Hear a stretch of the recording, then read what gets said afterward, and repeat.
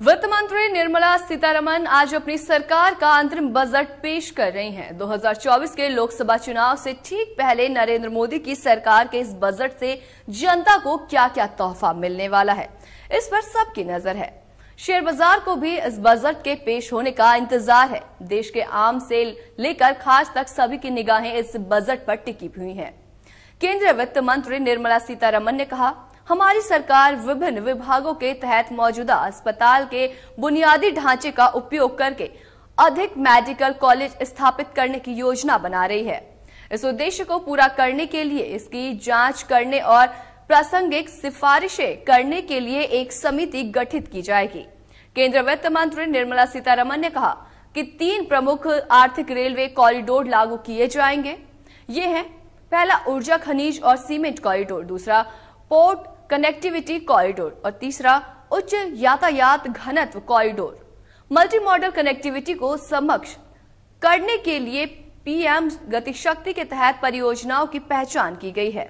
केंद्रीय वित्त मंत्री निर्मला सीतारमण ने कहा कि रक्षा उद्देश्यों के लिए डीप टेक प्रौद्योगिकियों को मजबूत करने और आत्मनिर्भरता में तेजी लाने के लिए एक नई योजना शुरू की जाएगी। आगे वित्त मंत्री कहती हैं कि रूफटॉप सोलराइजेशन के माध्यम से 1 करोड़ परिवार हर महीने 300 यूनिट तक मुफ्त बिजली प्राप्त करने में सक्षम होंगे। ये योजना अयोध्या में राम मंदिर में प्रभु श्री राम के अभिषेक के ऐतिहासिक दिन पर प्रधानमंत्री के संकल्प के अनुसार है।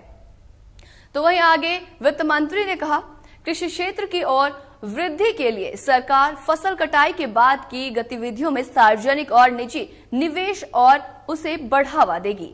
बजट भाषण में निर्मला सीतारमण कहती हैं कि कोविड के कारण चुनौतियों के बावजूद पीएम आवास योजना ग्रामीण का कार्यान्वयन जारी रहा और हम 3 करोड़ घरों के लक्ष्य को प्राप्त करने के करीब हैं। परिवारों की संख्या और आवश्यकता में वृद्धि को देखते हुए इसे पूरा करने के लिए अगले 5 वर्षों में 2 करोड़ और घर बनाए जाएंगे। बजट भाषण में निर्मला सीतारमण ने घोषणा की, आयुष्मान भारत योजना के तहत स्वास्थ्य कवर सभी आशा और आंगनबाड़ी कार्यकर्ताओं और सहायिकाओं तक बढ़ाया जाएगा। बजट भाषण में निर्मला सीतारमण ने कहा, अमृतकाल के लिए राजनीति बताई। उन्होंने कहा कि हमारी सरकार ऐसी आर्थिक नीतियां अपनाएगी जो विकास को बढ़ावा दे और बनाए रखे, समावेशी और सतत विकास की सुविधा प्रदान करे, उत्पादकता में सुधार करे, सभी के लिए अवसर पैदा करे, उन्हें अपनी क्षमताओं को बढ़ाने में मदद करे और ऊर्जा निवेश और आकांक्षाओं को पूरा करने के लिए संस्थानों के उत्पादन में योगदान दे। बजट भाषण में निर्मला सीतारमण ने आगे कहा, सरकार जीडीपी, शासन विकास और प्रदर्शन पर समान रूप से ध्यान केंद्रित कर रही है। अंतरिम बजट में आगे कहती हैं कि देश को हमारे युवाओं पर गर्व है जो खेलों और नई ऊंचाइयों को छू रहे हैं। 2023 में एशियाई खेलों और एशियाई पैरा खेलों में अब तक की सबसे अधिक पदक तालिका उच्च आत्मविश्वास स्तर को दर्शाती है। शतरंज प्रतिभा और हमारा नंबर 1 स्थान खिलाड़ी प्रज्ञानंद ने 2023 में मौजूदा विश्व चैंपियनशिप कार्लसन के खिलाफ कड़ी टक्कर दी। आज भारत में 80 से अधिक शतरंज ग्रैंड मास्टर है, जबकि 2010 में ये संख्या 20 से कुछ अधिक थी। नारी शक्ति को लेकर बजट भाषण में वित्त मंत्री निर्मला सीतारमण ने कहा, 10 वर्षों में उच्च शिक्षा में महिलाओं का नामांकन 28% बढ़ा है।